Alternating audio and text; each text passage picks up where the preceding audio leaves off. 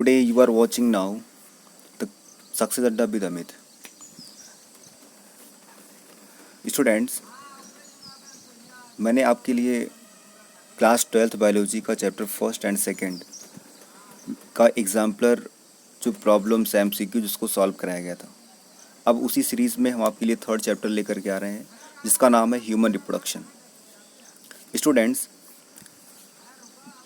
इस चैप्टर को देखने से पहले आपको सबसे पहले चैप्टर को एक बार दो बार अच्छे तरीके से रीड करना पड़ेगा। इसके बाद आपको इस चैप्टर को देखना चाहिए। हम फर्स्ट क्वेश्चन स्टार्ट कर रहे हैं। Choose the incorrect statement from the following. Choose the incorrect statement from the following. इसमें से हम देखते हैं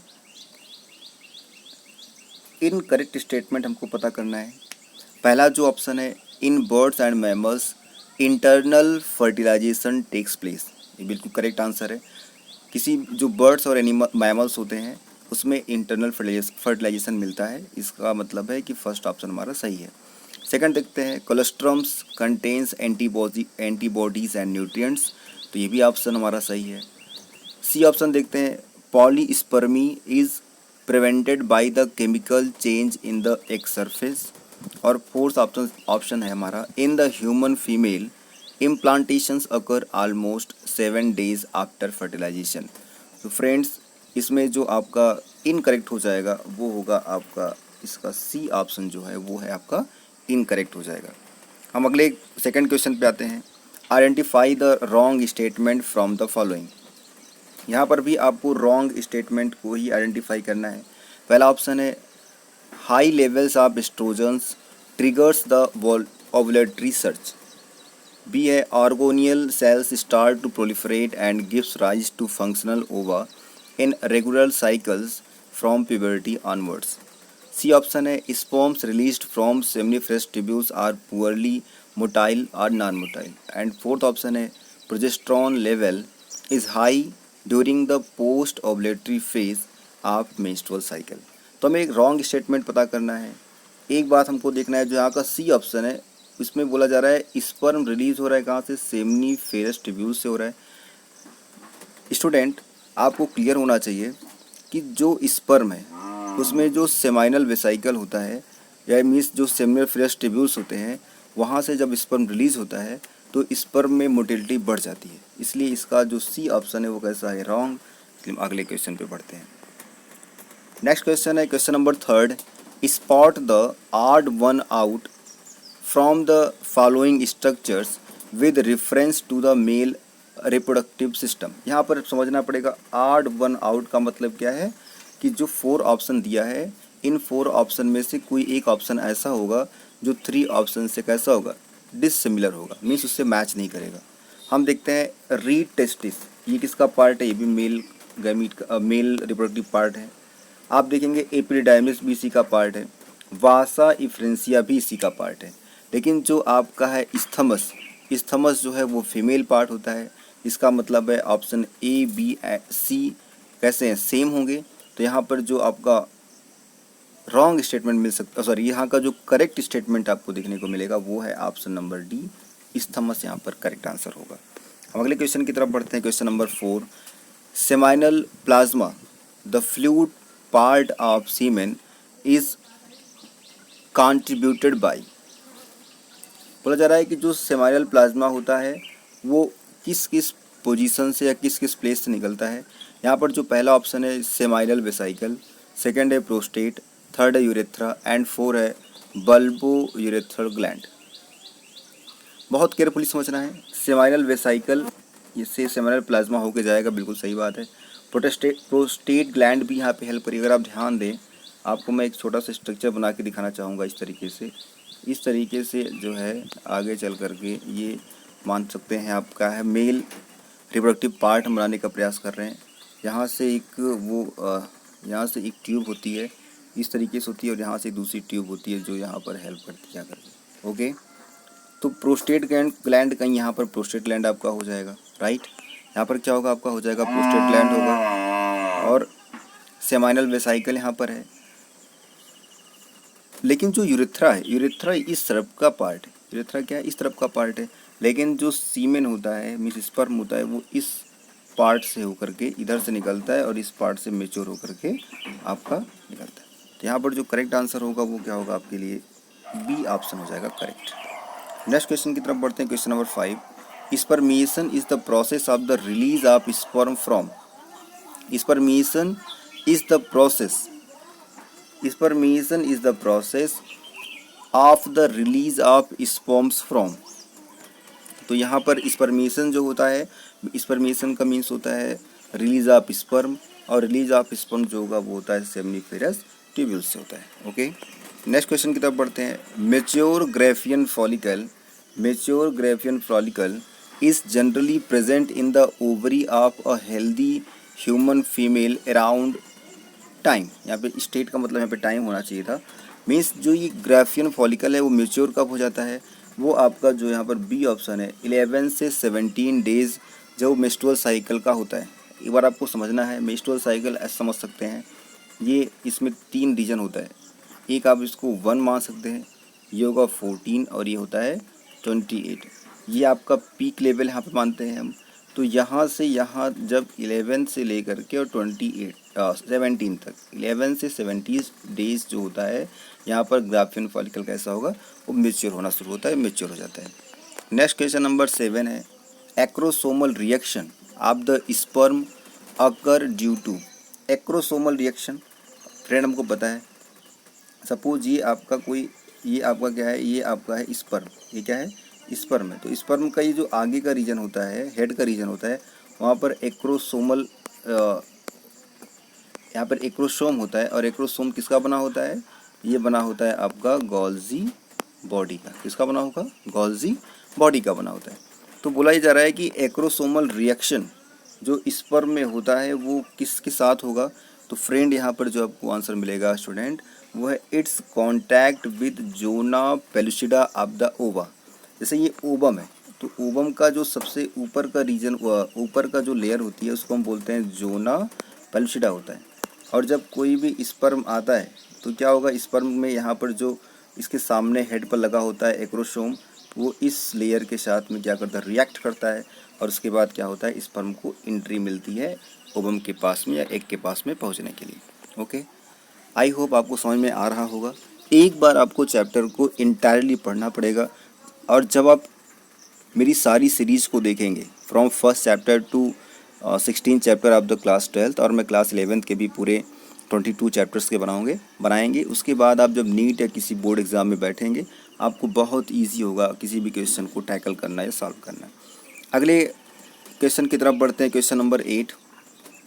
विच one of the following is a not a male accessory gland. Not यहाँ पे पता करना है, मीन्स जो गिवन ऑप्शन है इसमें से रॉन्ग ऑप्शन हमको पता करना है।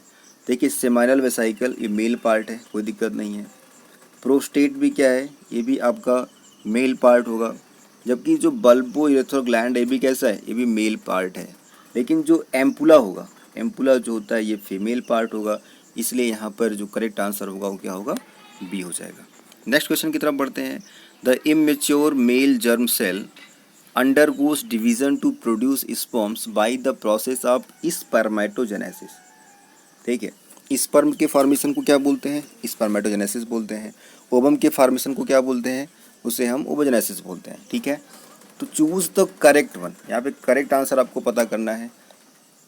9th में जब करेक्ट ऑप्शन की तरफ आप जाएंगे तो यहाँ पर जो ये सी ऑप्शन है, secondary spermatocyte have 23 chromosomes and undergo second mitotic division. Okay, next question की तरफ बढ़ते हैं, क्वेश्चन नंबर 10।